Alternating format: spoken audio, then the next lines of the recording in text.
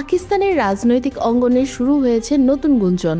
সাবেক প্রধানমন্ত্রী ইমরান খানকে ঘিরে এমন এক দাবি সামনে এসেছে যা দেশের রাজনীতি থেকে শুরু করে আন্তর্জাতিক অঙ্গনেও নতুন করে আলোচনার জন্ম দিয়েছে। পাকিস্তানের সাবেক প্রধানমন্ত্রী ও পাকিস্তান তেহরিক-ই ইনসাফের প্রধান ইমরান খানের দুই ছেলে কাশিম খান ও সুলেমান ইসা খান অভিযোগ করেছেন, গত 7 মাস ধরে তারা তাদের বাবার কোনো খোঁজ পাচ্ছেন না। কারাবন্দী ইমরান খানের সাথে তাদের দেখা করতে দেয়া হচ্ছে না। শুধু পরিবারের সদস্যই নয়, আইনজীবী এমনকি চিকিৎসকদেরও তার কাছে যেতে দেওয়া হচ্ছে না বলে দাবি তাদের। এখন প্রশ্ন উঠেছে, কারাগারের ভেতরে আসলে কি ঘটছে? লন্ডনে সিএনএনকে দেয়া এক সাক্ষাৎকারে দুই ভাই বলেন, তাদের কাছে বাবার স্বাস্থ্য সম্পর্কে কোনো নির্ভরযোগ্য তথ্য নেই। তারা জানেন না ইমরান খান কেমন আছেন, কি অবস্থায় আছেন বা আদৌ সুস্থ আছেন কিনা। এই অভিযোগ সামনে আসতেই পাকিস্তান জুড়ে নতুন করে উত্তেজনা ছড়িয়ে পড়েছে। বুধবার হাজার হাজার পিটিআই সমর্থক রাস্তায় নেমে ইমরান খান ও তার স্ত্রী বুশরা বিবির মুক্তির দাবিতে বিক্ষোভ করেন। পাকিস্তানের সাবেক প্রধানমন্ত্রী ইমরান খান 2023 সালে দুর্নীতি ও রাষ্ট্রের গোপন তথ্য ফাঁস সহ একাধিক মামলায় দণ্ডিত হয়ে কারাগারে যান। তবে তিনি ও তার দল বরাবরই বলে আসছেন, এসব মামলা রাজনৈতিক প্রতিহিংসার অংশ, যার উদ্দেশ্য তাকে রাজনীতি থেকে সরিয়ে রাখা।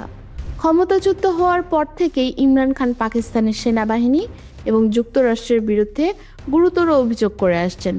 তার দাবি, এই দুই শক্তির সমর্থনেই তার সরকারকে ক্ষমতা থেকে সরানো হয়েছে। যদিও পাকিস্তানের সেনাবাহিনী এবং যুক্তরাষ্ট্র উভয় পক্ষই সেই অভিযোগ বারবার অস্বীকার করেছে। এদিকে কাশিম ও সুলেমান জানিয়েছেন, তারা পাকিস্তানে গিয়ে বাবার সঙ্গে দেখা করতে চান, কিন্তু তাদের অভিযোগ, যতবার তারা গণমাধ্যমে কথা বলেন ততবারই পাকিস্তানের প্রবেশের পথ আরও কঠিন হয়ে পড়ে। কাশিমের প্রশ্ন, আমাদের ভিসা না দেওয়ার যৌক্তিক কারণ কি? শুধু পরিবারের সদস্যরাই নন, বিষয়টি নিয়ে উদ্বেগ প্রকাশ করেছে আন্তর্জাতিক মানবাধিকার সংস্থা অ্যামনেস্টি ইন্টারন্যাশনালও। সংস্থাটি পাকিস্তানের সরকারের প্রতি আহ্বান জানিয়েছে, ইমরান খান ও বুশরা বিবির পরিবারের সদস্য, আইনজীবী এবং চিকিৎসকদের সাক্ষাতের অধিকার অবিলম্বে ফিরিয়ে দিতে হবে। পাশাপাশি তাদের যথাযথ চিকিৎসা সেবা নিশ্চিত করারও দাবি জানানো হয়েছে। তবে পাকিস্তান সরকারের বক্তব্য সম্পূর্ণ ভিন্ন। সরকারের দাবি, ইমরান খানকে বিচ্ছিন্ন করে রাখা হয়েছে এমন অভিযোগ ভিত্তিহীন। সরকারি তথ্য অনুযায়ী তিনি চলতি বছরের 21 মার্চ তার এক ছেলের সঙ্গে কথা বলেছেন। এছাড়া আদালতের নির্দেশনা এবং নিরাপত্তাজনিত কারণেই সাক্ষাতের বিষয়টি নিয়ন্ত্রিত হচ্ছে বলে জানানো হয়েছে। সরকার আরও বলেছে, ইমরান খানের স্বাস্থ্য স্থিতিশীল। তিনি নিয়মিত চিকিৎসা ও স্বাস্থ্য পর্যবেক্ষণের সুবিধা পাচ্ছেন। এমনকি তাকে একটি বিশেষ কম্পাউন্ডে রাখা হয়েছে, যেখানে রয়েছে লন, ব্যায়ামের সরঞ্জাম, আসবাবপত্র এবং অন্যান্য প্রয়োজনীয় সুবিধা। সম্ভাব্য রাজনৈতিক সমঝোতার প্রশ্নে সুলেমান ইসা খান স্পষ্ট জানিয়ে দিয়েছেন, অন্য রাজনৈতিক বন্দীদের মুক্তি নিশ্চিত না করে তার বাবা কোনো সমঝোতায় যাবেন না।